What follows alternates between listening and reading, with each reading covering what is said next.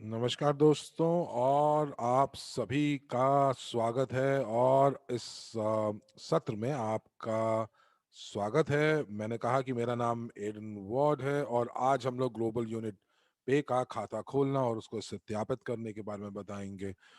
और आज हम लोग जो हैं, आज मैं उन लोगों का नाम लेना चाहूँगा जिन लोगों जो पर्दे के पीछे से काम करते हैं। और वाक़ई सबसे पहले मैं अनुवादकों की टीम का धन्यवाद देना चाहूँगा, जो कि हर एक भाषा में हमारा अनुवाद पहुँचाते हैं। एक और चीज़ जो मैं आपको बताना चाहूँगा वो ये कि आप सभी का धन्यवाद जो लोग इस पूरे के पूरे सत्रों का आयोजन करते हैं। ब्रांडिंग टीम का धन्यवाद, नया ब्रांड है। और आज का जो सत्र है वो बहुत अच्छा होने वाला है, क्योंकि आज मैं आपको बत और आज आपको बताएं कि चंद्र ग्रहण का समय है, और ये चंद्र ग्रहण इस चीज को चिन्हित करता है कि कुछ पुराना खत्म हो रहा है और नई चीज शुरू हो रही है। तो दोस्तों, मैं कौन हूं? मैं एडन वॉर्ड हूं। मैं परियोजना प्रबंधक सहायक हूँ ग्लोबल यूनिट पे का। साथ ही साथ मेरे अपनी पॉडकास्ट है जिसमें मैं सह मेजबान हूँ, the life with the brothers of इवरिच। और उसके बाद मैं इवरिच के कार्यक्रम के अंदर एजेंट के बतौर काम करता हूँ, और साथ ही साथ मैं शांति की दुनिया के जनरल संगठन का भी सदस्य हूँ। और हम लोग वाकई विश्व में शांति चाहते हैं, और इसीलिए मैं अ, इस संस्था के साथ जुड़ा हुआ हूं। तो चलिए, आइए अगली स्लाइड के ऊपर चलते हैं। तो आज दुर्भाग्य से मार्शल जो है वो इस सत्र के अंदर नहीं होंगे, और ये मेरा आज पहला सत्र होगा जिस जो कि मैं खुद लेने वाला हूं। तो आज हम लोग जो यहाँ पर आज बात करेंगे, और आज आपको हम बताएंगे कि किस प्रकार आप अपना जो ग्लोबल यूनिट पे के साथ खाता है उसको आप सत्यापित कैसे कर सकते हैं। और उसके साथ साथ हम लोग प्रश्नोत्तर का सत्र लेंगे, और उसमें आपके सभी प्रश्नों का उत्तर दिया जाएगा। तो अगर आपके पास कोई प्रश्न है तो आप हमें पूछ सकते हैं प्रश्नोत्तर सत्र में, और उससे पहले भी। तो आप प्लस दबाइए चैट में, और अगर आप मुझे ठीक प्रकार से सुन पा रहे हैं और देख पा रहे हैं तो बहुत बढ़िया। तो चलिए, आइए और हम लोग आगे चलते हैं। और और जिन लोगों के पास अभी तक मौका नहीं हुआ है कि आप ग्लोबल यूनिट पे का अकाउंट खोल सके हों, तो सबसे पहले आपको क्या करना है, आप अपने ब्राउजर के अंदर जाएंगे, और उसके अंदर www.gtinet.ch के अंदर जाएंगे। और उसके बाद सबसे नीचे आपके पास बटन होगा जिसमें लिखा हुआ है अपना खाता खोलें। और उसके बाद आइए अगली स्लाइड के ऊपर चलते हैं। और ये सारी चीज़ें बहुत सहज हैं, सरल हैं, और इसके लिए हम लोग मैं आपको फिर भी बताता हूँ सबसे पहले कि आप इस यहाँ पर इस प्रक्रिया के अंदर यदि आपसे कुछ भी आपसे जानकारी मांगी जा रही है तो वो इस हिसाब से मांगी जा रही है, आपको उस हिसाब से दर्ज करनी है जो आपके सरकारी दस्तावेजों पे जो चीज़ें जिस हिसाब से लिखी हुई हैं। और यहाँ पर इसीलिए आपसे जो केवाईसी टीम है वो इन सब चीज़ों की पुष्टिकरण करती है। वो सत्यापित करते हैं कि ये पहचान आप ही की है, और आप के दस्तावेजों का पुष्टिकरण होता है। तो चलिए, आइए सबसे पहले आप अपना पहला नाम और उसके बाद अपना उपनाम भरेंगे।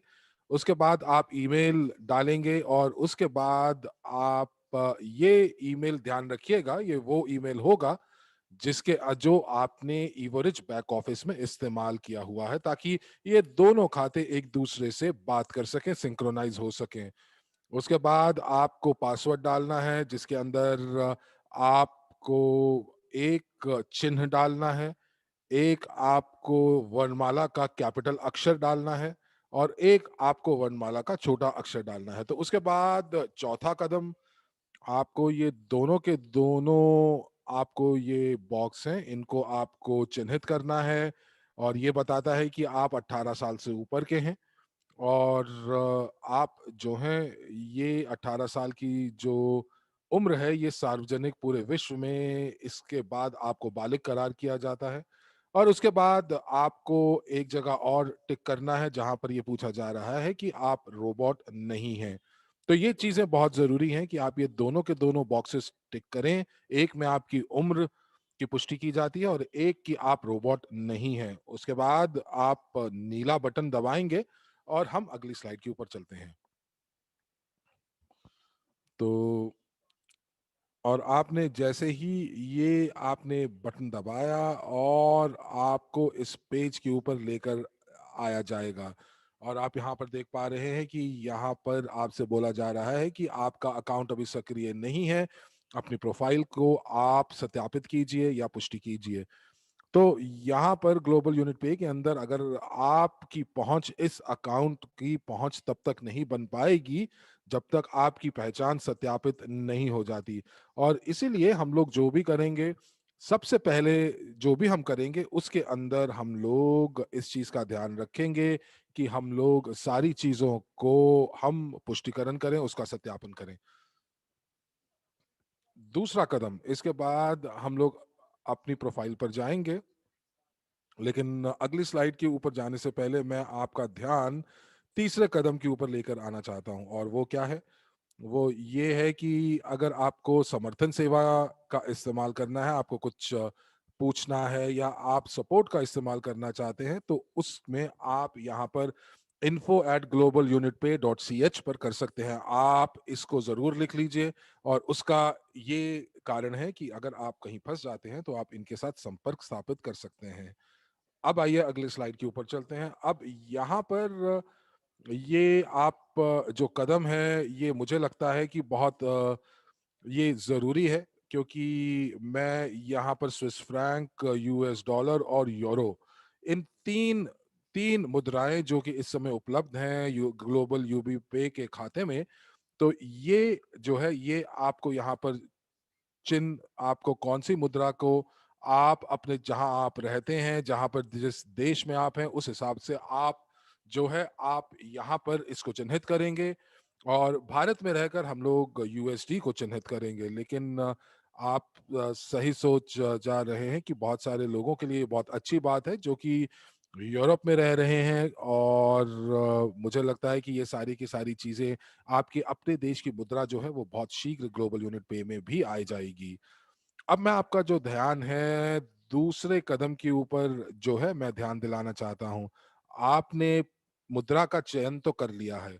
अब यहाँ पर आप एक चीज़ मैं आपको बताना चाहूँगा कि इस पूरी प्रक्रिया में कभी भी आपको यहाँ पर ये बड़े-बड़े नीले बटन दिखें तो इसका मतलब ये है कि ये आपसे पुष्टिकरण माँग रहे हैं उस जानकारी की जो आपने डाली है। तो इसीलिए ये एक प्रकार से कॉल टू एक्शन का बटन है, यानी कि आप अगर आगे जाएँगे और अगर आपने वो पूरा का पूरा आवेदन जो है वो भर दिया है, तो आपको इस बटन को दबाना होगा। लेकिन यदि आप कभी भी इस प्रक्रिया के दौरान आपके सामने कोई भी बटन जो है वो ग्रे आउट हो जाता है, तो आप पीछे जाकर देख सकते हैं कि आपने कहीं कोई चीज़ जो है वो छोड़ दी है। और उसके लिए कुछ भी है कि कहीं न कहीं कोई जानकारी आपने छोड़ दी है, कहीं आपने किसी ईमेल की या फ़ोन की पुष्टि नहीं की है, तो ये सारी की सारी चीज़ें आपको बता देते हैं। तो ये आपको आपको चिन्हित कर देता है कि आपने किस कदम के ऊपर आपने पूरा जो कदम है वो नहीं किया है या किस कदम में त्रुटि रह गई है। तो दोस्तों आइए अगली स्लाइड के ऊपर चलते हैं और यहाँ पर आप वेरीफाई योर ईमेल यानी कि अपने ईमेल का पुष्टिकरण करें। बहुत बढ़िया। और यदि आप अपने 1 या 2 मिनट के भीतर अपने ईमेल अकाउंट के अंदर ग्लोबल यूनिट पे से आपको ईमेल नहीं आता है, तो आप एक बार पुष्टि कीजिए कि आपने अपना ईमेल जो है वो सही डाला है कि नहीं। और दूसरा कि ये ईमेल वही है जो आपने अपने ईवो रिच के बैक ऑफिस में इस्तेमाल किया है। कई बार ये भी हो सकता है कि आपका जो संदेश है, ईमेल जो है वो स्पैम में चला गया हो, तो आप वहाँ पर भी जाकर देख सकते हैं और यदि आपको उसके बावजूद भी अपना ईमेल नहीं दिखता है, तो आप फिर से इसको रीसेंड का बटन दबा सकते हैं। लेकिन आपको 2 से 3 मिनट इंतज़ार करना चाहिए और कई बार ये 2 से 3 मिनट लगते हैं आपके ईमेल में आने के लिए। बहुत बढ़िया, तो यहाँ पर आपको जब ईमेल आ जाएगी तो किस प्रकार आएगी? तो उसका जो सब्जेक्ट होगा, विषय होगा, वो आपके सामने होगा, अकाउंट क्रिएटेड सक्सेसफुली, आपका अकाउंट सफलतापूर्वक बना लिया गया है। और इसके बाद आप जब ये ईमेल आएगी तो आप सीधा इस संदेश में जो हाइपरलिंक है उसके ऊपर चले जाएँगे और यहाँ पर आप देखेंगे कि ये जो हाइपरलिंक है, ये हाइपरलिंक विशेष तौर से आप ही के लिए है। ऐसा हाइपरलिंक और किसी के पास नहीं जाएगा। तो अब आप यहाँ पे सीधा या तो इसको हाइपरलिंक को क्लिक कर सकते हैं, नहीं तो आप यहाँ से इस हाइपरलिंक को कॉपी कर अपने ब्राउज़र में डाल सकते हैं। लेकिन हम लोग सामान्य तौर पर हम ये सुझाव देंगे कि आप सीधा हाइपरलिंक पर क्लिक करें ताकि आपको ये जो कॉपी पेस्ट की दिक्कत है वो नहीं होगी। अब इसके बाद आप देखेंगे कि यहाँ पर आपकी ईमेल की पुष्टिकरण के आगे एक बड़ा हरा-सा लिखा हुआ है कि आपके ईमेल की पुष्टिकरण हो चुकी है, वेरिफाइड। अब उसके बाद अगला जो कदम है वो आपके फ़ोन के पुष्टिकरण को करना है। अब हम क्या करेंगे? और अब हम लोग यहाँ पर जैसे ही आप फ़ोन की पुष्टिकरण करेंगे तो आपको सबसे पहले ध्यान देना होगा कि आपके देश का कोड क्या है। तो जैसे कि ऑस्ट्रेलिया का कोड 61 है, वैसे ही भारत का कोड +91 यानी कि +91 है।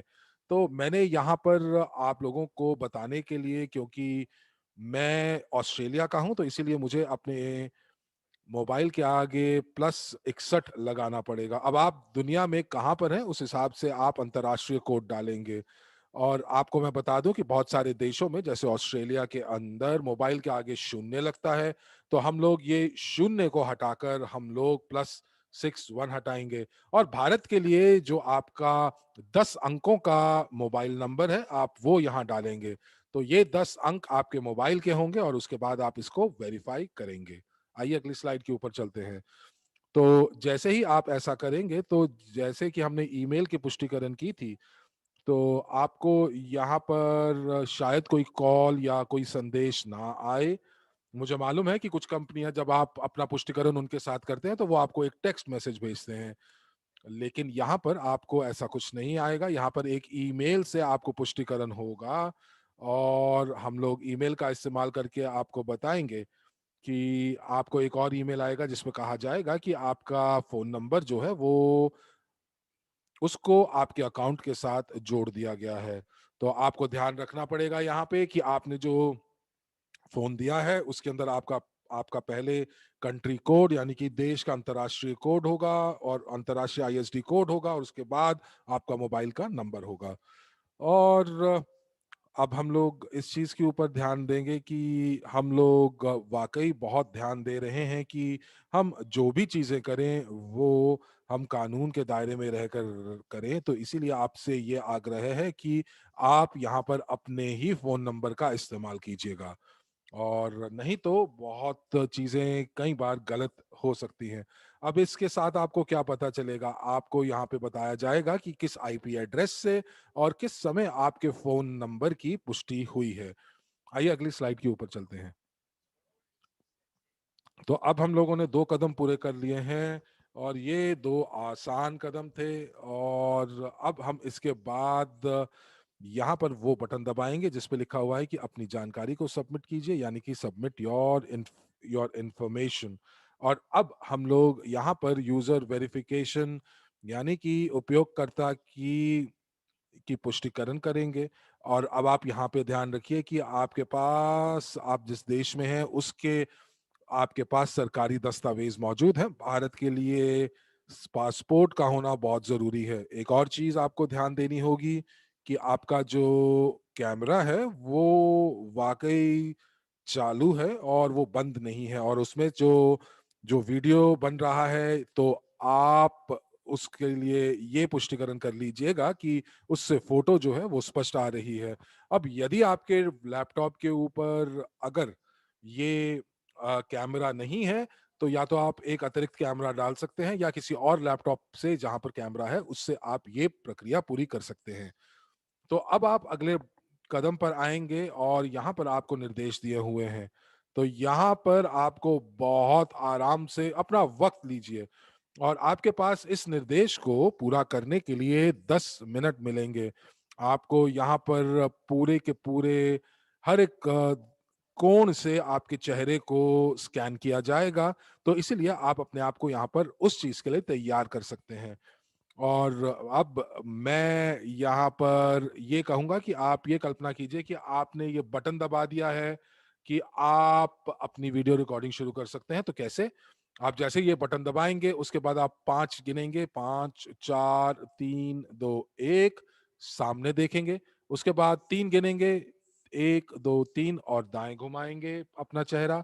उसके बाद बीच में लेकर आएँगे और गिनेंगे, बाएँ घुमाएँगे अपना चेहरा और गिनेंगे 1, 2, 3 और उसके बाद दोबारा से आप बीच में अपने चेहरे को लेकर आएँगे।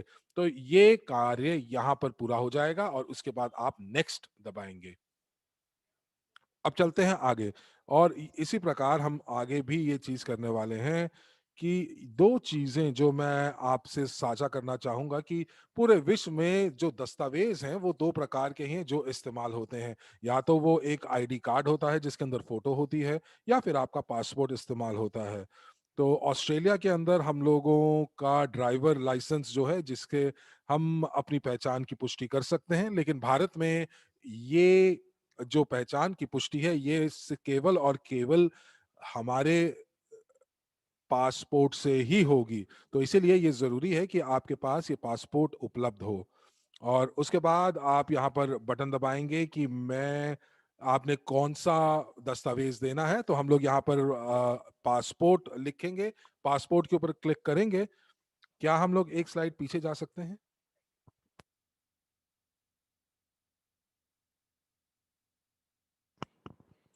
अब यहाँ पर ये इस स्लाइड के ऊपर आपको ये बताया जा रहा है कि आपसे ये पूछा जा रहा है कि आपके दस्तावेज कौन से देश के हैं।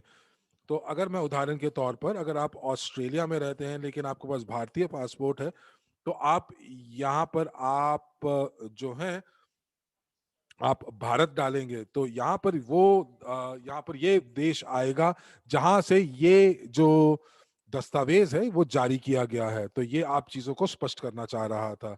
उसके बाद हम लोग अगली स्लाइड के ऊपर चलते हैं।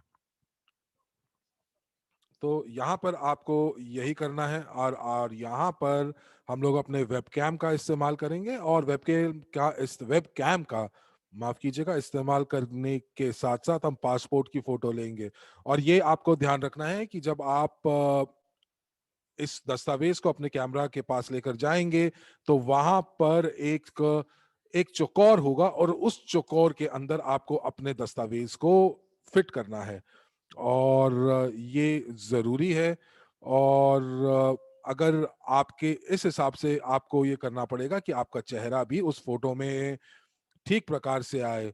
और अगर आपकी फोटो स्पष्ट नहीं आएगी तो फिर आप उसको मत भेजिएगा। तो अगर आप अपने आईडी के अंदर आप सारी चीजें नहीं पढ़ पा रहे हैं तो जो केवाईसी अफसर हैं वो भी नहीं पढ़ पाएंगे।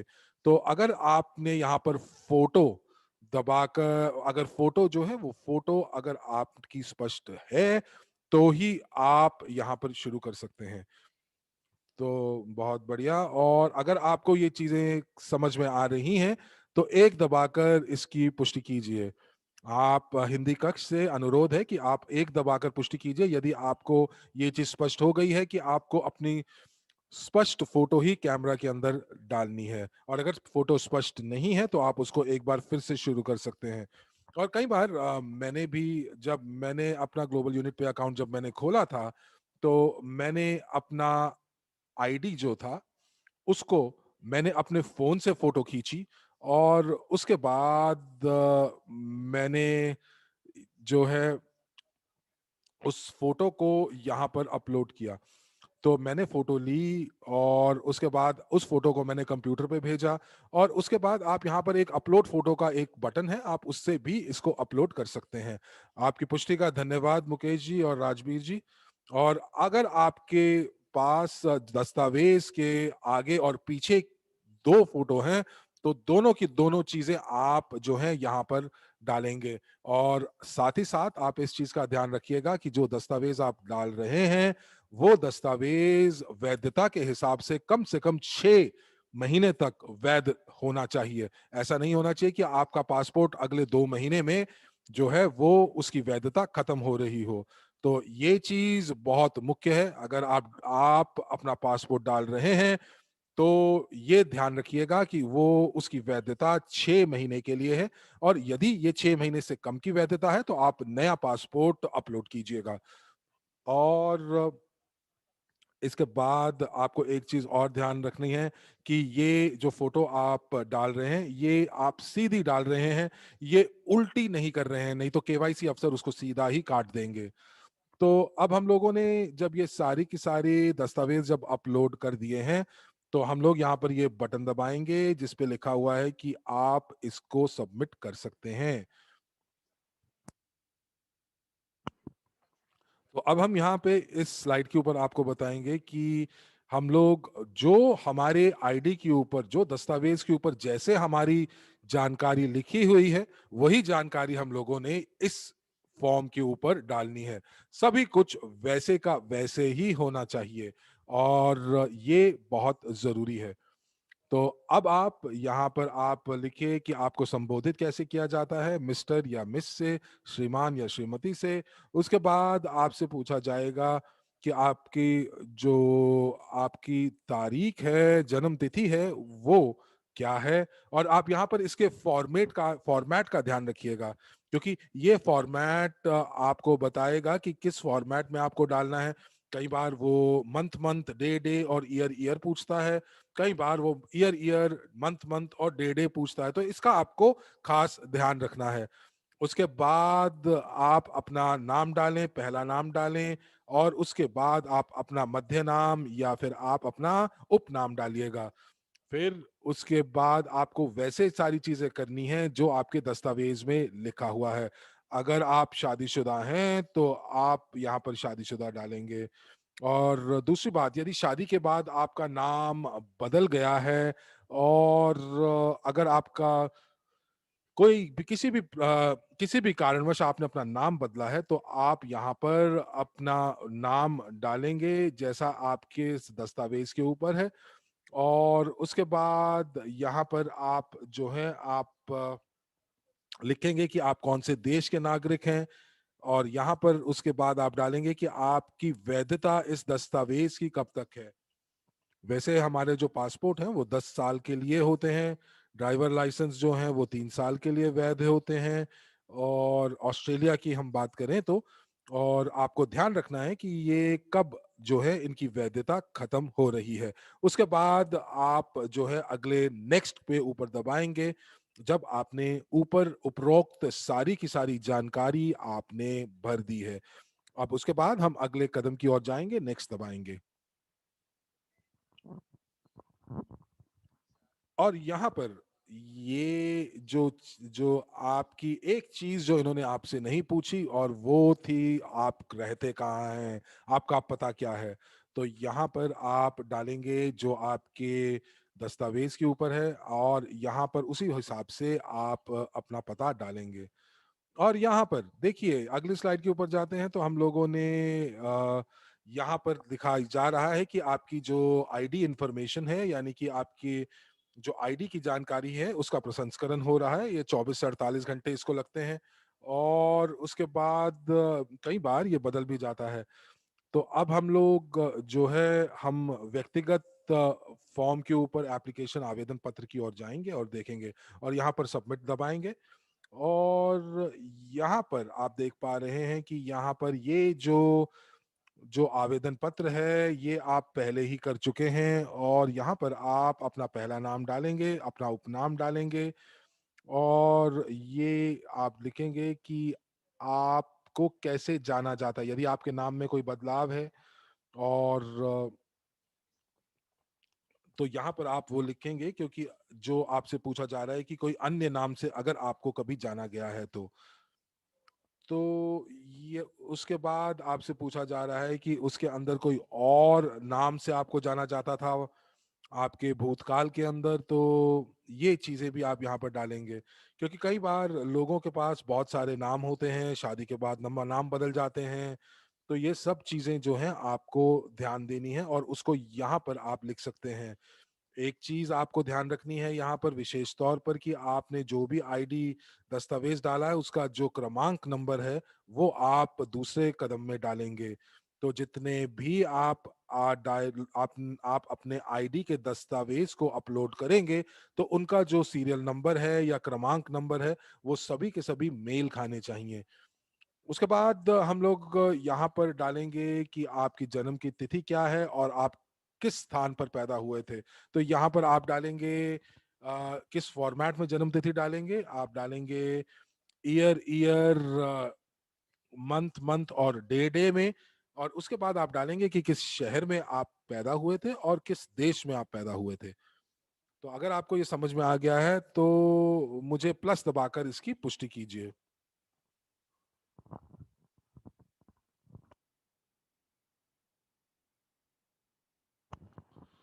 धन्यवाद आपकी प्रतिपुष्टि का, राजवीर जी। और चलिए आइए अगली स्लाइड के ऊपर चलते हैं। और आज एक बहुत बड़ी फुटबॉल गेम है ऑस्ट्रेलिया में, तो हम इंतजार कर रहे हैं उसका। आइए अगली स्लाइड के ऊपर देखते हैं कि क्या है। यहाँ पर आप डालेंगे एक और, ये आपने यहाँ पर डालना है कि आप कौन से दस्तावेज को आप डालेंगे जिससे आपके पते की पुष्टि हो सके। तो यहाँ पर हम लोग देखेंगे कि ये वो पता है जहाँ पर अभी इस समय वर्तमान में आप रह रहे हैं। तो आपको डालना है एड्रेस क्या है, क्या शहर है, कौन सा देश है, और आपका पोस्टल कोड क्या है, पिन कोड क्या है। और अगर यहाँ पर आप चाहते हैं कि आपके पास एक विकल्प होना चाहिए जहाँ पर आपके दस्तावेज या आपसे आपके पास कोई लेटर आए या कोई भी चीज आए, तो आप यो क्लिक करके यह डालेंगे। अब यहाँ पर आपसे पूछा जा रहा है कि आप कौन से देश के नागरिक हैं। बहुत सारे लोगों ने हमें बताया कि या उनके पास जो है एक से ज्यादा देश की नागरिकता है। तो आपको यहाँ पर सबसे पहले ये डालेंगे कि आप कहाँ रहते हैं, तो जहाँ पे आप रह रहे हैं, और आपका जो आप इस समय कहाँ रह रहे हैं, और दूसरा आपके दस्तावेज कहाँ जारी किए गए हैं। यदि आपके दस्तावेज जो है न्यूजीलैंड में जारी हुए हैं और आप ऑस्ट्रेलिया में रह रहे हैं, तो ये सारी की सारी चीजें यहाँ आपको डालनी है। तो यहाँ पर आप जो है यहाँ पर डालेंगे कि कौन से देश के हैं, किस प्रकार का दस्तावेज आप यहाँ डाल रहे हैं, और उसके बाद आप डालेंगे कि उस दस्तावेज का क्रमांक नंबर क्या है। और एक चीज का आप यहाँ पर ध्यान दीजिए कि अगर आपके पास दोहरी नागरिकता है तो आपको जो है यहाँ पर आपको दोनों देशों की नागरिकता को बताने के लिए आपको दस्तावेज देने होंगे और उनका क्रमांक नंबर लिखना होगा। अगला कदम भी बहुत वैसा ही है जैसा हमने पहले किया था। अगर आपके पास कोई टेलीफोन है तो आप यहाँ पर टेलीफोन का नंबर डाल सकते हैं। पिछले 10 सालों से वाकई मेरे पास कोई भी लैंडलाइन नहीं है और इसीलिए मैं यहाँ पर इसको छोड़ दूंगा। लेकिन उसके बाद आप यहाँ पर मोबाइल नंबर डालेंगे, मोबाइल के अंदर आप अपना देश का कोड डालेंगे और उसके बाद अपने मोबाइल नंबर डालेंगे। और उसके अंदर आपको फिर बताऊं कि ये 10 अंक आएंगे मोबाइल के और उसमें शून्य नहीं आएगा। तो अब हम लोग इसके बाद यहाँ पर मोबाइल नंबर देंगे और जो फोन नंबर है वो वैकल्पिक है, आप भरे ना भरे, अनिवार्य नहीं है। और उसके बाद आप अपनी ईमेल यहाँ पर डाल सकते हैं और उसके बाद हम अगले स्क्रीन के ऊपर चलते हैं। अब यहाँ पर मैं आपको थोड़ा सा धीरे से इस चीज के बारे में समझाऊंगा क्योंकि ये बहुत जरूरी है।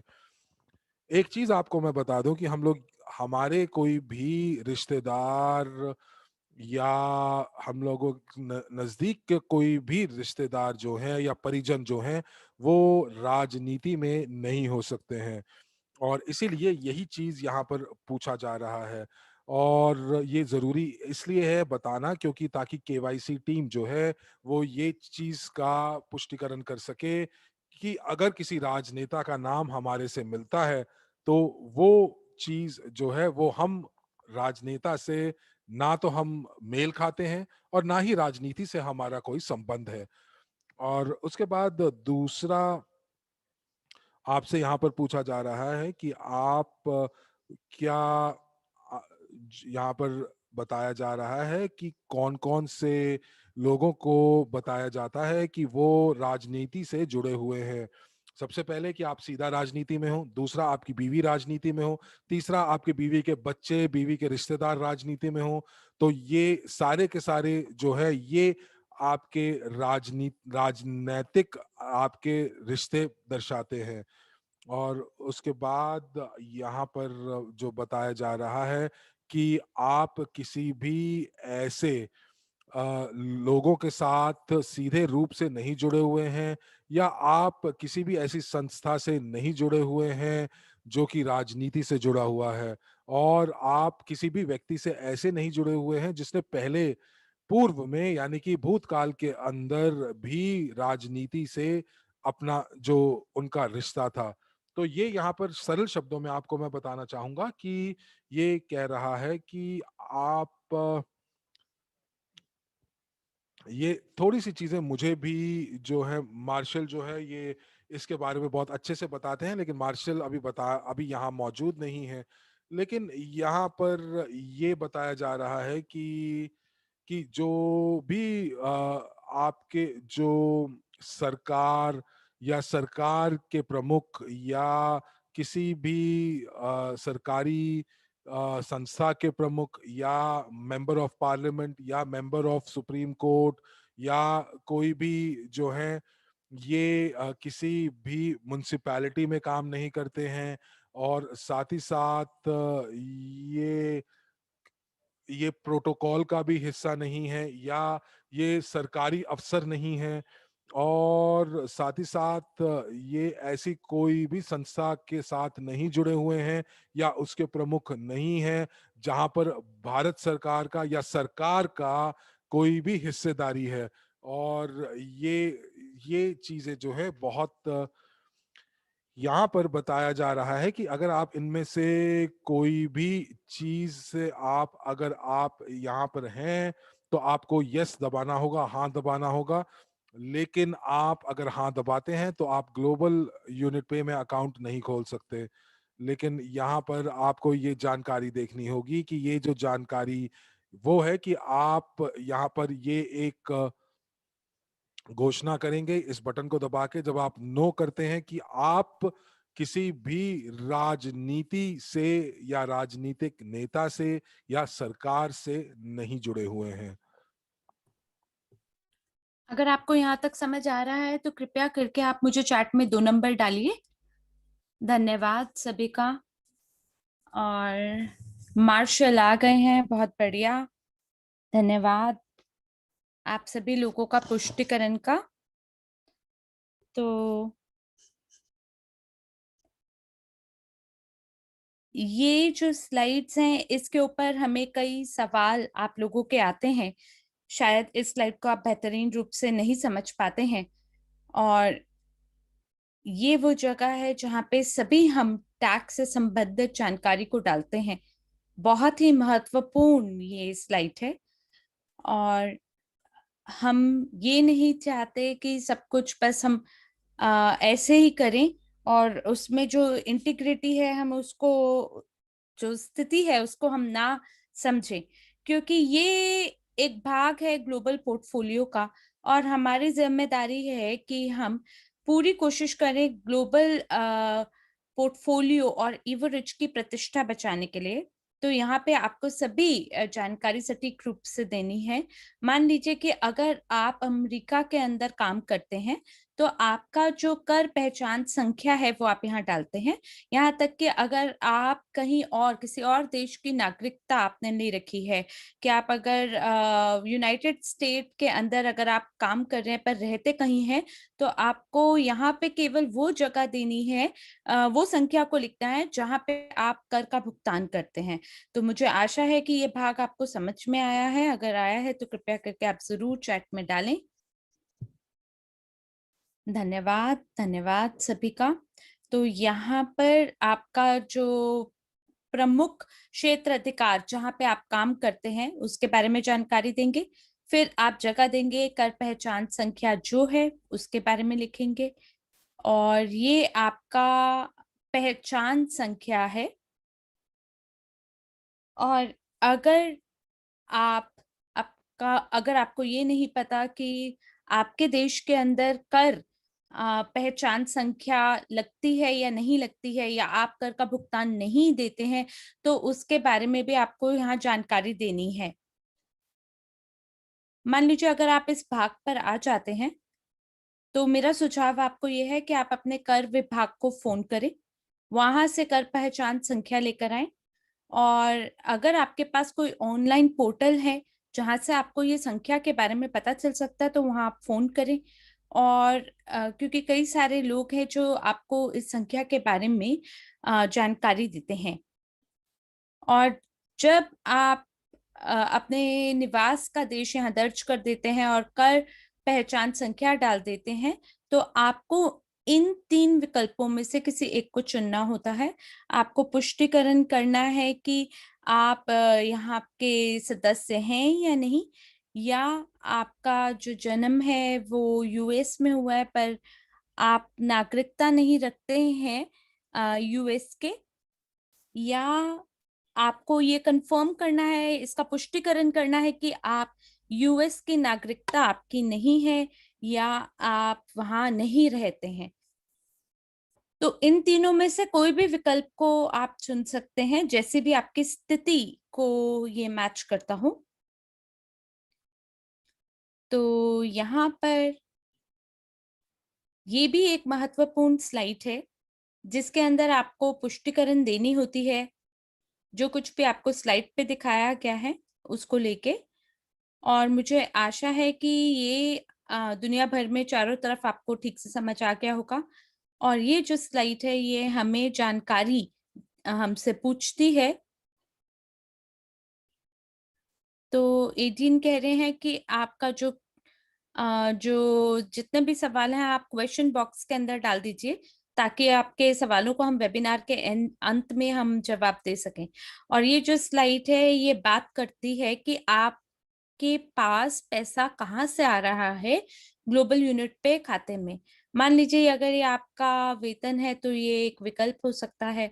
अगर आप कहीं बचत कर रहे हैं तो ये भी एक विकल्प है। और यहाँ पे जितना आपके लिए मुमकिन है आप उतनी जानकारी को यहाँ पे भर सकते हैं। और कि आपको जो आय है वो बाकी परिवार के लोगों से मिल रहा है, आपको विरासत से धन मिला है, या अचल संपत्ति रियल एस्टेट से है। तो जितने भी आप खानों को यहाँ पे डब्बों को भर सकते हैं उनको आप भर दें, आप उन्हें चुन सकते हैं।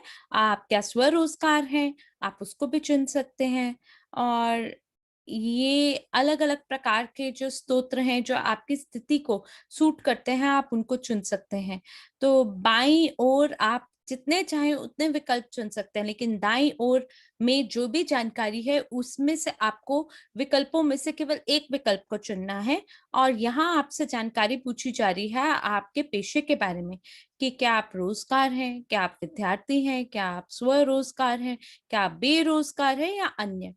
तो मान लीजिए कि अगर आप पार्टनर प्रोग्राम में काम करते हैं और इवो रिच के तहत आपको कमीशन मिल रहा है, तो आप यहाँ पे विकल्प चुन सकते हैं।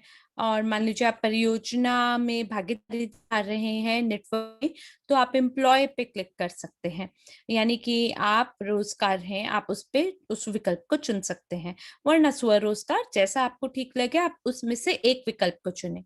अब इस स्लाइड पर हम बात करेंगे कि आपको खाता खोलने के पीछे उद्देश्य क्या है। यहाँ पर भी जितना मुमकिन आपके लिए हो उतनी जानकारी को आपको यहाँ भरना है। तो आपको यहाँ पे जो गैर कानूनी रूप से धन जो इधर-उधर लोग कर देते हैं, उससे बचने के लिए ये स्लाइड बनाई गई है और ये जानकारी आपसे ली जाती है। और मान लीजिए कि कोई ऐसा व्यक्ति जो कि गलत काम करता है, उसकी वजह से सज़ा पूरे समुदाय को मिल सकता है। तो इसीलिए हमें अपनी ओर से पूरी कोशिश करनी है सुरक्षा की। और हमें ध्यान रखना है कि पैसा जो है वो सफ़ेद धन हो, काला धन ना यहाँ पे लाया जाए। क्योंकि हमें चारों तरफ दुनिया में विश्व के नए आर्थिक विकास की मिसाल को कायम करना है। तो इसी वजह से हमें ईमानदारी से यहाँ काम करना है। तो अब यहाँ पे क्या उद्देश्य है कि आपने खाते को क्यों खोला है? क्या आप घर के खर्चों के लिए करना चाहते हैं या लोन के लिए खोलना चाहते हैं या आपके खुद अपने व्यक्तिगत खर्चे हैं या व्यवसाय से आधारित आपके खर्चे हैं या विदेशी आपके कुछ लेन-देन है? तो जो भी आपकी स्थिति है, वो ईमानदारी से यहाँ पे आप चुनें और यहाँ पे पूरी जानकारी आपको डालनी है।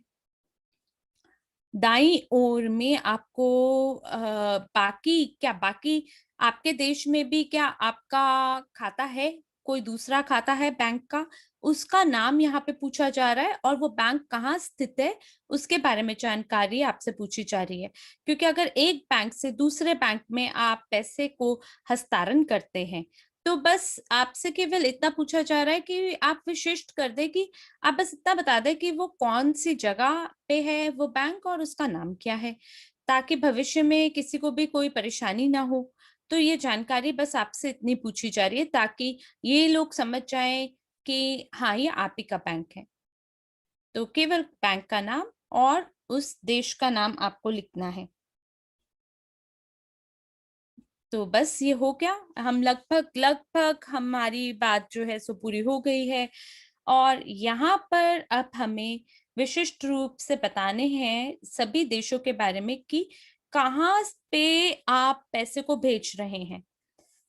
मान लीजिए कि स्विट्ज़रलैंड और यूरोपियन देशों में से आप एक हैं, तो आप उसको चुन सकते हैं और अगर मान लीजिए आप मेरे जैसे हैं और आप दोनों में से किसी भी देश में नहीं हैं, तो आप अदर पे क्लिक करके जो यहाँ पे रिक्त स्थान है, वहाँ पे आप भेजेंगे कि इस देश से जो है पैसे को भेजा जाएगा। तो जैसे कि हमने यहाँ पे उदाहरण के लिए ऑस्ट्रेलिया लिखा है। तो और फिर दाईं ओर वो देश जहाँ से जो पैसा है वो हस्तांतरण किया जाएगा। यानी कि बाईं तरफ जहाँ से भेजा जा रहा है और जहाँ को भेजा जा रहा है, तो दाईं ओर वो जानकारी है। तो यहाँ पे भी आपको विकल्पों को चुनना है और आपको बस इसी बात का ध्यान रखना है और तीसरा जो बिंदु है, आपको सभी सेवाओं के बारे में बताना है, चाहे करेंसी एक्सचेंज है, क्या ये करेंसी एक्सचेंज है या मनी ट्रांसफर है या पेमेंट जो है वो इलेक्ट्रॉनिक खाते से हुआ है, तो आप किन प्रकार की सेवाओं का यहाँ उपयोग करना चाहते हैं, आप ये तीनों विकल्पों को यहाँ पे चुन सकते हैं। और फिर आपसे अगले क्षेत्र में पूछा जा रहा है कि आपका मासिक रूप से टर्नओवर क्या है धन का खातों में।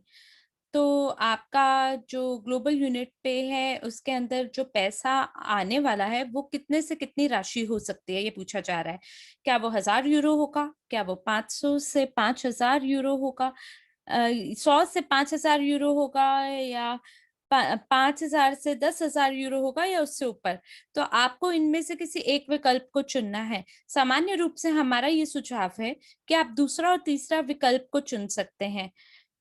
लेकिन अगर आप इनमें से कोई एक भी अगर आप विकल्प को चुनते हैं तो केवल ये एक संकेत दिखा रहा है कि हम इतने जो है लेन-देन करेंगे लगभग।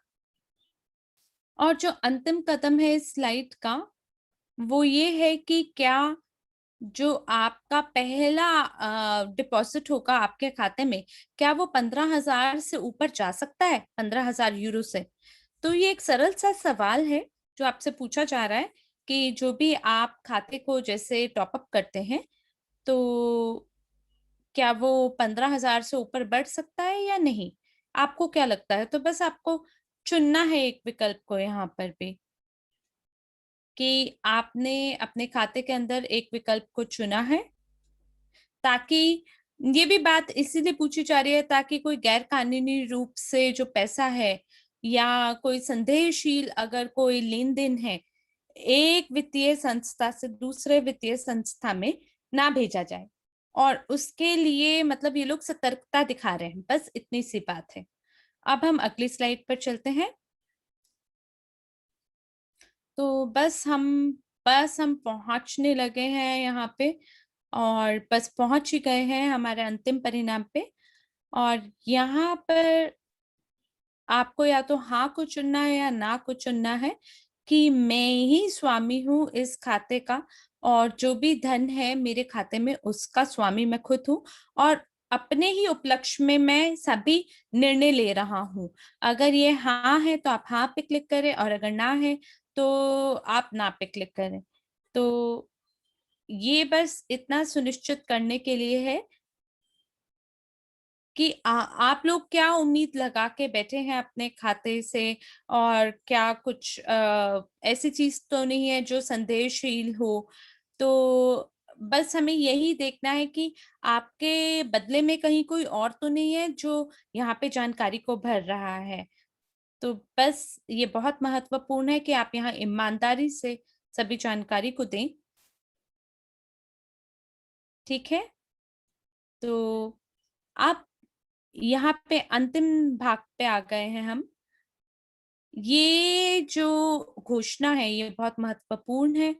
आप इसे खुद अपनी भाषा में पढ़ सकते हैं, और यहाँ पे आपको बस पुष्टिकरण करना है कि जो भी जानकारी अभी तक आपने दी है वो बिल्कुल सही है, और ये यूरोपियन यूनियन की जो रजिस्ट्रेशन है उससे उससे मेल खाती है, और ऐसा कुछ भी नहीं है जो आपको जो जो आपने बोला है वो सत्य ना हो।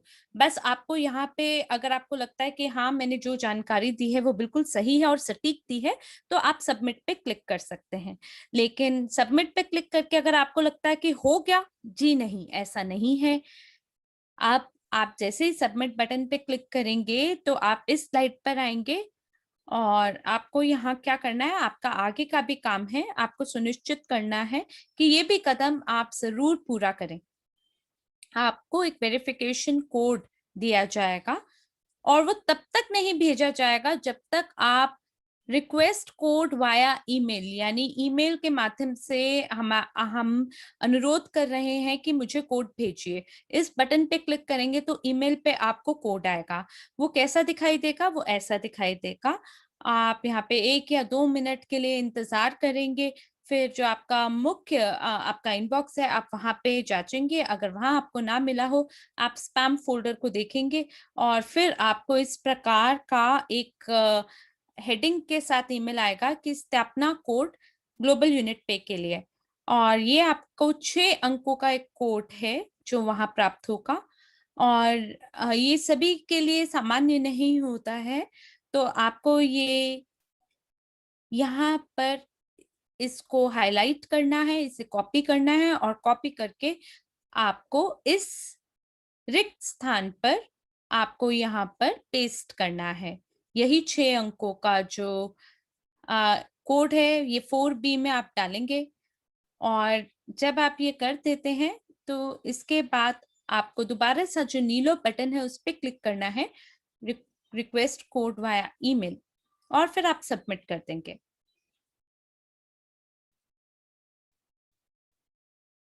और अंतिम अंतिम कदम यहाँ पर, और ये मेरा आपसे वादा है कि बस ये आखिरी भाग है, और बस इसके बाद हमारी बात पूरी हो जाएगी।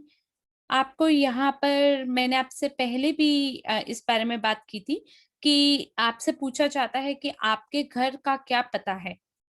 तो जहाँ पर आपने ये जानकारी दी है, जो आपने पहले जानकारी दी है आपकी पहचान की, वो मिलनी चाहिए।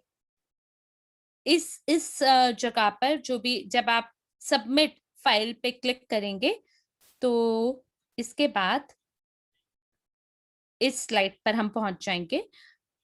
जैसे ही आप सबमिट फाइल पे क्लिक करेंगे, और ये बहुत महत्वपूर्ण है कि हम ये सभी निर्देशों को ध्यानपूर्वक पढ़ें। एक बार और आपको लगेगा कि मैंने तो अपलोड कर दिया, पर ये शायद अपलोड नहीं हुआ है और ये क्यों नहीं प्रक्रिया आगे बढ़ रही है, तो आपको उस बटन पे क्लिक करना है और जो आपका ओरिजिनल पीडीएफ है या जेपेग आपका प्रारूप है, उसी में आपको जो चित्र है वो यहाँ पे लगाना है। और ये जो फाइल है, ये 10 मेगाबाइट से ऊपर का नहीं होना चाहिए, जिस भी चित्र को आप यहाँ पे लगा रहे हैं। आप यहाँ पे क्या-क्या दस्तावेज़ लगा सकते हैं, यूटिलिटी बिल को लगा सकते हैं, आपके पानी का बिल, आपके गैस का बिल, ये यहाँ लगा सकते हैं।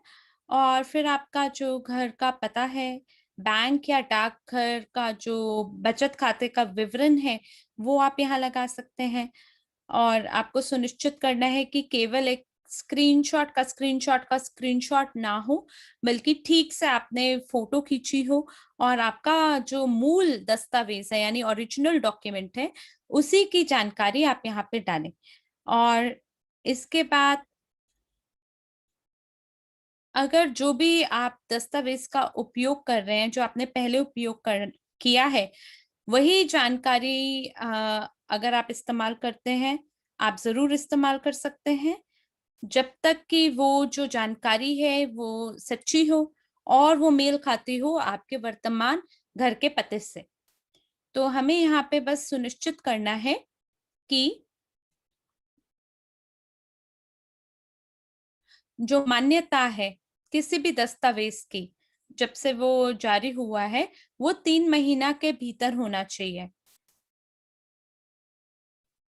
आपको सुनिश्चित करना है कि ये कम से कम 3 महीने के अंदर इसकी मान्यता हो और सब कुछ अप टू डेट हो, वर्तमान हो। और अगर ऐसा होता है कि वो एक्सपायर नहीं करता आने वाले 3 महीनों में और वैसा दस्तावेज़ अगर आप यहाँ जोड़ते हैं, तो आपको बहुत सरलता से यहाँ पे स्वीकृति मिल जाएगी।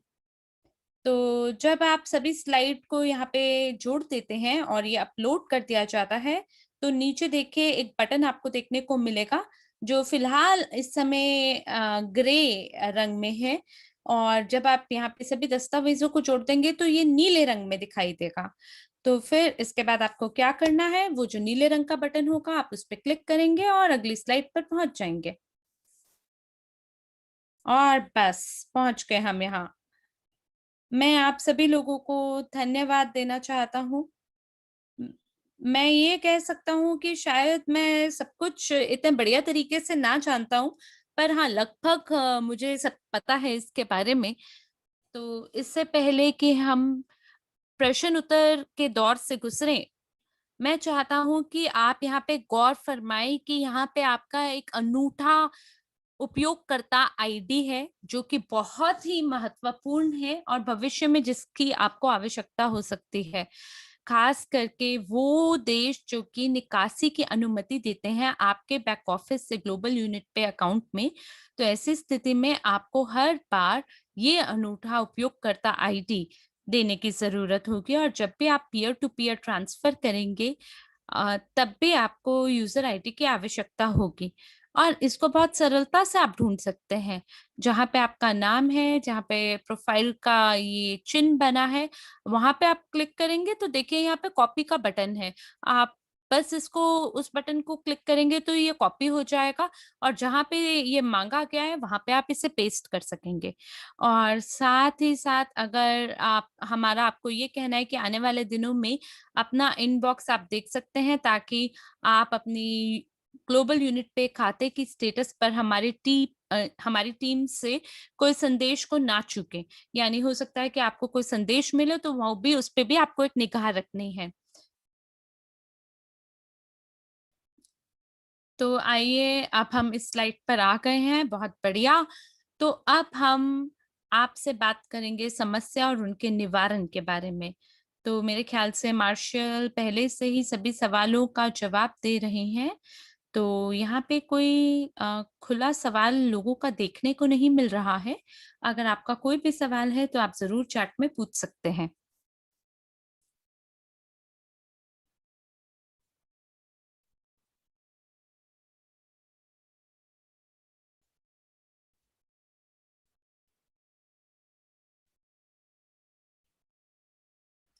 तो एक महिला ने कई सवाल पूछे पिछली बार, एक क्षण दीजिए मुझे।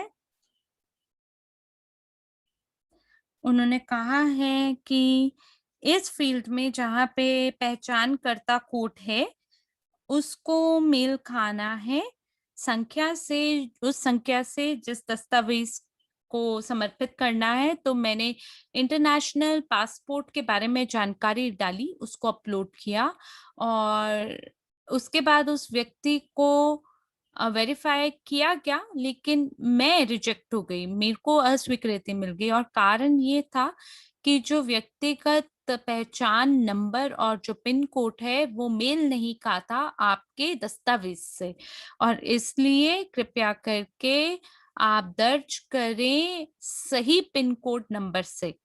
ऐसा मुझे संदेश आया कि अगर ये आपके लिए उपलब्ध ना हो तो आप अपना बिल्कुल सटीक पहचानकर्ता संख्या को भरें। तो ये संदेश हमें जीटीआई नेट से प्राप्त हुआ है। तो मेरे को ये समझ नहीं आ रहा कि कौन सी संख्या को यहाँ पे एंटर करना है। तो आप यहाँ पे अपना जो पासपोर्ट नंबर है या जो आइडेंटिफिकेशन नंबर है, आपने किसको डाला है? क्या आपसे पिन नंबर पूछा गया है या डॉक्यूमेंट नंबर पूछा गया है? तो इसके बारे में आप बताएं। Passport number.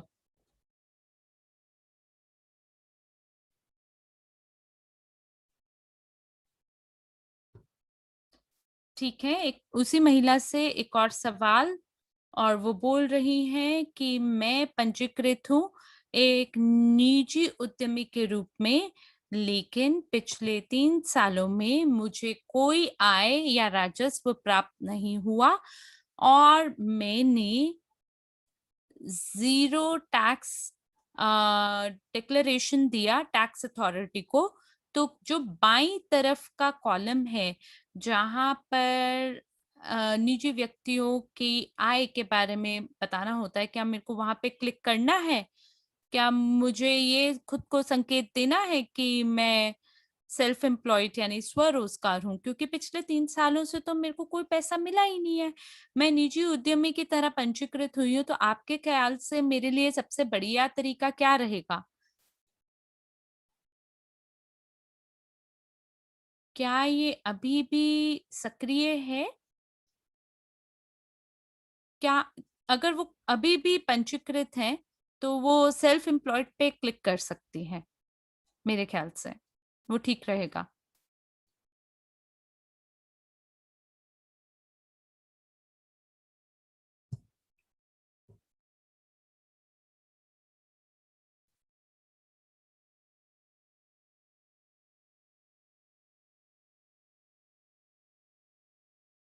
तो अगर कोई एक व्यक्ति जो है वो एप्लीकेशन फॉर्म पे अटक गया है और कुछ गलतियों को सुलटाने के बाद जैसे ही मुझे एक पत्र प्राप्त हुआ जहां पर ये सभी गलतियों के बारे में लिखा गया था, लेकिन वहां पर कोई पुष्टिकरण नहीं किया गया है वेरिफिकेशन का। इसका मतलब कि जो नीले रंग का बटन है अ, वहां पर जो क्षेत्र है कि आप मान्यता दिखाएं पासपोर्ट की, वहां पे एक त्रुटि देखने को मिला है मुझे। क्या आपको समझ में आ गया? तो मार्शल कह रहे हैं मुझे समझ आ गया है। तो क्या हुआ कि जब आपको नीले रंग का बटन देखने को मिलता है, इसका मतलब है कि आपको किसी चीज को सबमिट करना है और री एडिट करना है। तो जो एरिफ वेरिफिकेशन के लिए जो व्यक्तिगत फॉर्म है, जब आप सारी जानकारी को सटीक रूप से पूरा कर देते हैं और जो पिन है वो भी डाल देते हैं, तो जो बटन बोलता है कि कृपया करके आप मेरे ईमेल पे कोड भेजें। जब आप उस बटन पे क्लिक करते हैं, फिर आप कोड को कॉपी करते हैं, फिर उसको वहां डाल के सबमिट पे क्लिक करते हैं, तो आपको प्रोसेसिंग देखने को मिलता है। और तब आपको पता चलता है कि अच्छा, मैंने सभी जानकारी जो है वो दे दी है। और जब जब तक आप ये नहीं करते हैं तो तब तक आप ये मानकर चलें कि आपका काम पूरा नहीं हुआ है, और अगर वो नीला बटन नहीं दिखता है, तो आपको हर कदम से ठीक तरीके से आगे बढ़ना है, और उसके बाद आपको सबमिट बटन देखने को मिलेगा। और इसीलिए ज़्यादातर लोगों को ये समस्या देखने को मिल रही है।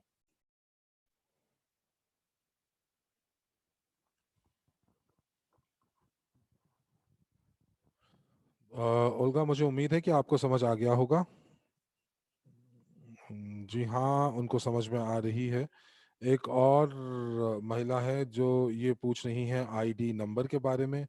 उन्होंने कहा कि उन्होंने अपना पासपोर्ट नंबर वहाँ लिखा था, तो उनका जो अंतर्राष्ट्रीय पासपोर्ट था उसका नंबर, क्योंकि आपने कहा था कि उनको वहाँ पर पासपोर्ट नंबर डालना था, लेकिन वहाँ से उनको संदेश आया है कि जो पिन कोड है वो जो पिन कोड है वो दस्तावेजों के साथ मेल नहीं खा रहा है।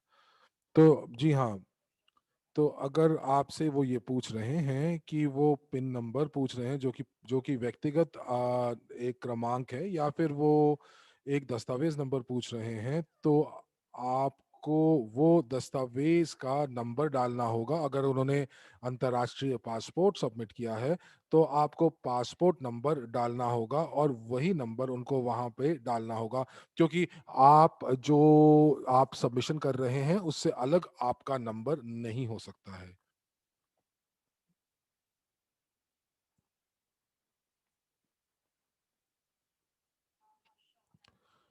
मार्शल और एडन, हमारे पास एक और प्रश्न है, और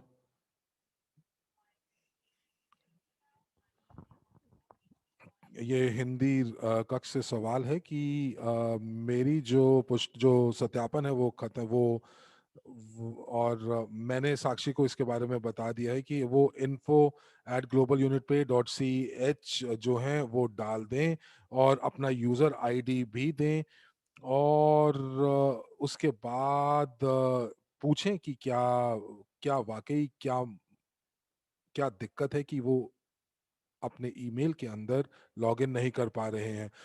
तो यहाँ पर वो ये कह रहे हैं कि अगर आप अपने ईमेल से लॉगिन नहीं कर पा रहे हैं, तो आप जो है आप सपोर्ट के ईमेल के ऊपर आप लिखिए, और वहां पर वो आपको जो है वो बताएंगे। और यहाँ पर मार्शल कह रहे हैं कि कई बार ऐसा भी होता है कि उनसे कुछ जो जो केवाईसी टीम है उसने आपसे कुछ दस्तावेज मांगे हों, और अगर आपने 2 हफ्तों के भीतर वो दस्तावेज नहीं जमा कराए हैं, तो वो 2 हफ्ते के बाद आपका जो अकाउंट है उसको निलंबित कर दिया जाता है, और इसीलिए आप अपने अकाउंट के अंदर लॉगिन नहीं कर पाते हैं। तो जब आप उसके अंदर लॉगिन करने की कोशिश करते हैं और उसके बाद आप जब रीसेट करते हैं, तो रीसेट करने के बाद भी आप अकाउंट के अंदर नहीं पहुंच पाते हैं। तो इसका मतलब ये हुआ कि आप जो है आपसे अतिरिक्त दस्तावेज मांगे गए थे, और आपने वो अतिरिक्त दस्तावेज 2 हफ्ते की समय सीमा के अंदर नहीं आपने अपलोड किए हैं। तो अगर आपको वो ईमेल आई है, तो आप जो है आप उन दस्तावेजों को बहुत जल्दी से अपलोड कर दीजिए, क्योंकि यहाँ पर ऐसा नहीं हो सकता कि अगर आपका सत्यापन नहीं हुआ है, तो आपकी पहुंच आपके अकाउंट तक नहीं होगी।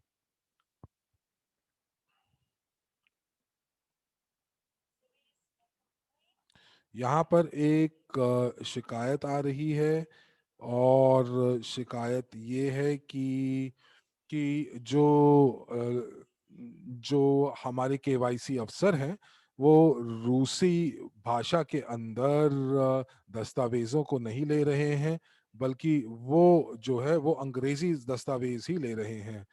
तो यहाँ पर मैं इसका जवाब देता हूँ, और मार्शल कह रहे हैं कि जो भाषाएं अंग्रेजी या लैटिन भाषाएं नहीं हैं, जैसे अरेबिक, हिंदी, रशियन, तो आपको इन दस्तावेजों के आपको जो है आपको उनका अनुवाद कराना होगा, और उनका अनुवाद अंग्रेजी में कराना होगा। तो आपको ये देना होगा, आप इस चीज को समझिए कि जब कंपनी का ऑडिट होता है, लेखा पालन होता है, तो ये सारे के सारे दस्तावेजों को इनकी पुष्टि की जाती है। तो इसीलिए जो केवाईसी अफसर जो हैं वो आपके दस्तावेज लेकर उनको आप जो हैं आप गूगल ट्रांसलेट नहीं कर सकते हैं।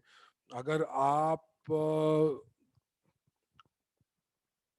किसी कंपनी को कहेंगे उसको दस्तावेज का अनुवाद करने के लिए, तो वो आपके लिए वो दस्तावेज अनुवाद कर देंगे।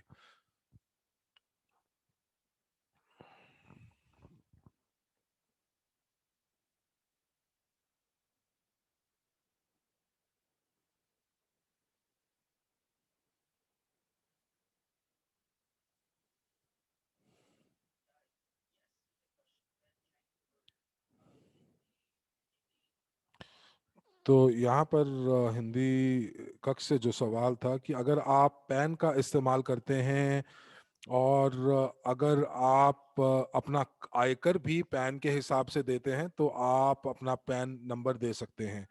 और जहां पर भी आपसे टैक्स आइडेंटिफिकेशन नंबर मांगा जाता है, तो वहां पर आपको ये देखना है कि आपका आयकर विभाग क्या दस्तावेजों को मान्य करता है। तो ये अगर अगर भारत में पैन है, तो ये पैन नंबर ही होगा।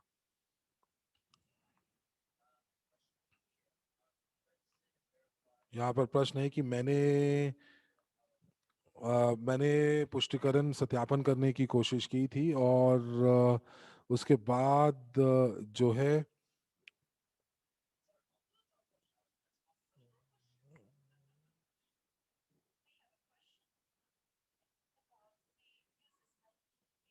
तो यहाँ पर हमसे एक और प्रश्न पूछा गया है कि यूजर आइडेंटिफिकेशन कोड को हम लोग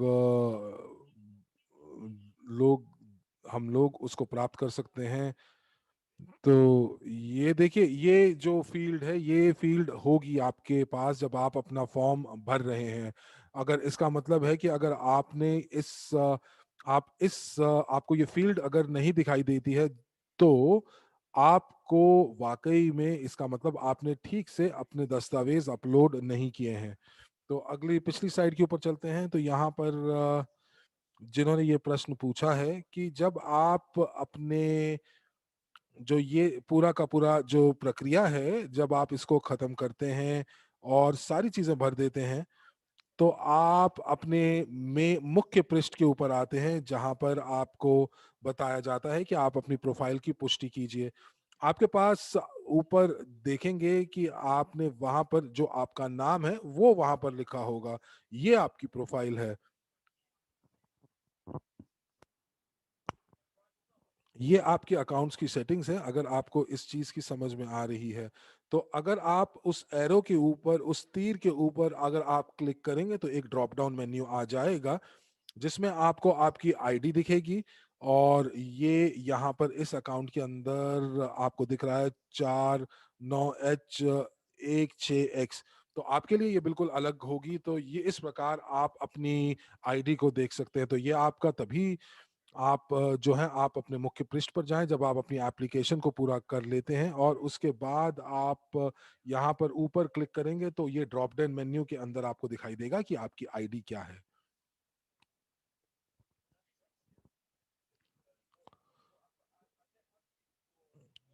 तो क्या यहाँ पर ग्लोबल यूनिट पे क्या आईडी नंबर पूछ रहे हैं, या ये प्रोफाइल का आईडी पूछ रहे हैं?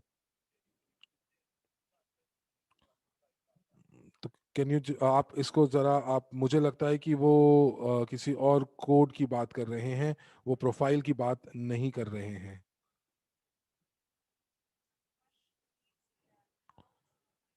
तो प्रश्न ये कह रहा है कि किस प्रकार हम लोग इस कोड को पढ़ सकते हैं। तो मुझे लगता है कि यहाँ पर मार्शल कह रहे हैं कि ये वो कोड है जो कि अगर आप इससे पीछे वाली स्लाइड के ऊपर जाएंगे, तो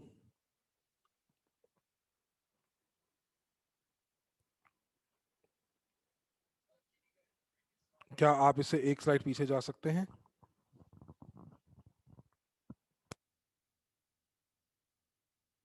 एक और स्लाइड पीछे, एक और स्लाइड पीछे करिए।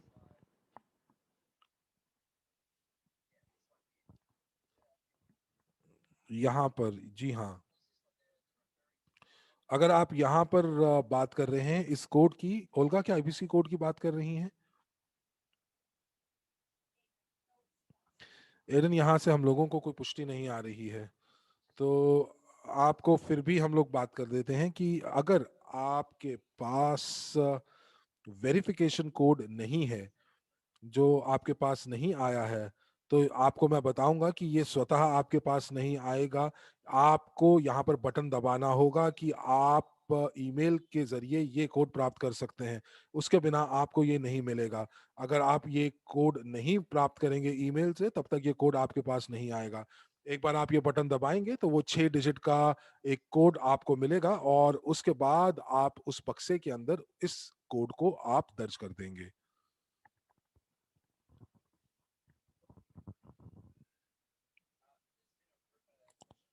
और यहाँ पर एक और प्रश्न है हिंदी कक्ष से, और आप, मुकेश जी, ये आपका प्रश्न है कि केवाईसी रिजेक्ट हो चुका है और मैं नया साइन अप उसी ईमेल के साथ नहीं कर पा रहा हूं, और ईमेल का भी पासवर्ड रीसेट नहीं हो पा रहा है।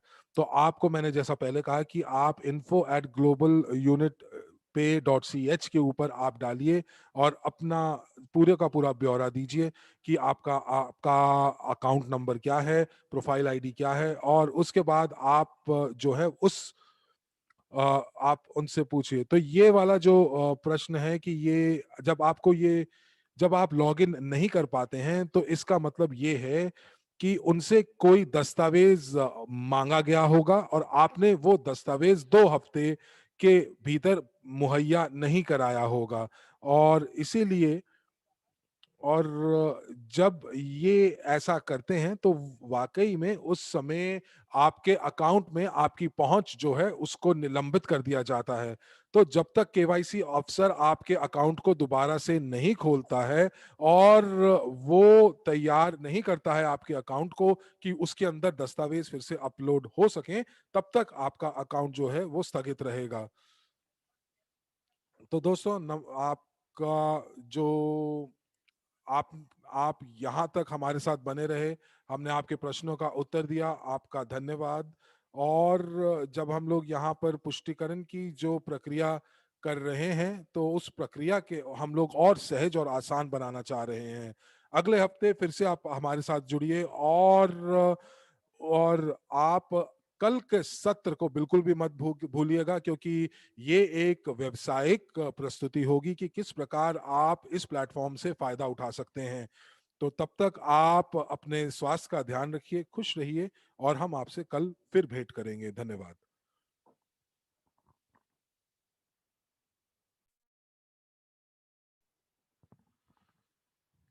तो दोस्तों, आज का ये सत्र यहीं खत्म हुआ। आपके बने रहने के लिए धन्यवाद, और आपके अनुवादक हरमीत सिंह और साक्षी मल्होत्रा आपसे यहाँ विदा लेते हैं। धन्यवाद करते हैं आपका, और अगले सत्र में फिर मिलेंगे नई जोश और नई उमंग के साथ। तब तक के लिए शुभ रात्रि, और आप अपना ध्यान रखिए। धन्यवाद।